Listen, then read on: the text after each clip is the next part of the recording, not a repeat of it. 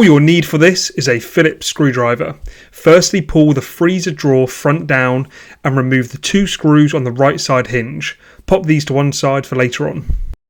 Gently manoeuvre the hinge from the 2 holes in the side of the freezer section and pull away. It might be a little bit tight to begin with, so remove it slowly. Then remove the drawer's front basket handle. Now remove the front plastic edge trim away from the freezer section. With your new front plastic edge trim, attach it to the side hinge and then to the freezer coils. Using the small circular hole on the freezer drawer front, connect the left side of the freezer drawer front to the existing hinge on the left side as shown. Now repeat the process for the hinge on the right side. Using the 2 back connectors on the hinge, gently insert these into the side of the freezer and the lower connector into the new plastic edge trim.